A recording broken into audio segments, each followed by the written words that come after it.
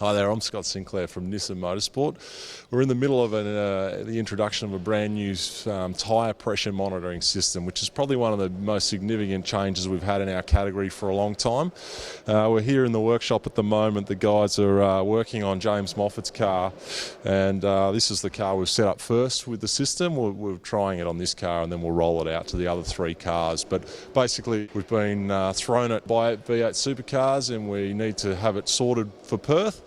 So it's a fairly significant change to the data, I suppose, and the access to the tyres that we've had in the past. So we're pretty excited about it. It's actually a pretty big job to get it all in, but we'll take you through some of the bits and try and give you a bit of an understanding of how it works. So basically, there's a pressure sensor in the tyre. So this here is basically a standard valve cap, looks at it on the face of it, but then it's got some bits on the bottom, and then that sits into there, basically like that, and this sits inside the rim. So you can see here this tyre's already been fitted up with it. On the outside it looks exactly like normal, but on the inside it's got all this stuff.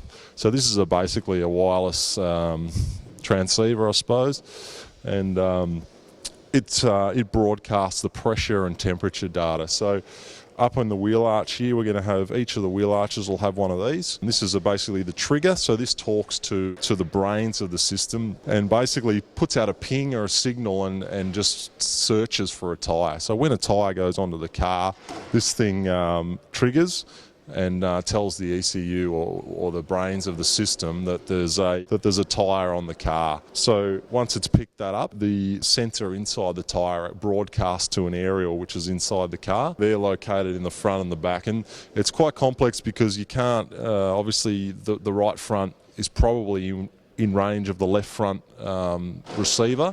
So they all need to be coded, and the system needs to know which tyre's which, and so which tyre's on which corner of the car. So this is what the trigger does, and then they've all got their own ID, and then it puts out its signal, the receiver picks it up and it goes in. The actual brains of the unit is here.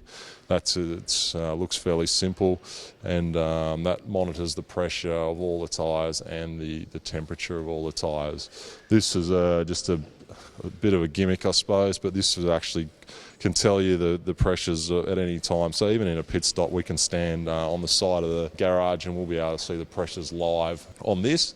But to be honest, we'll probably be monitoring them through the telemetry system anyway. So the car will log the temperature and pressure data just like we do with engine coolant temperature, oil pressure, all those things. So the tyre pressure will now be part of that, which is going to open up a significant amount of information to the engineers and really aligns us with the rest of the world, Motorsport, who have had access to these for a number of years. So there'll be a significant engineering focus on these in the short term, while the guys try to understand the data that they've never had access to before. There's obviously the benefits of the system, I suppose. There's some benefits in terms of safety. So we now have the ability to program into the driver's display alarms and things, just like your road car.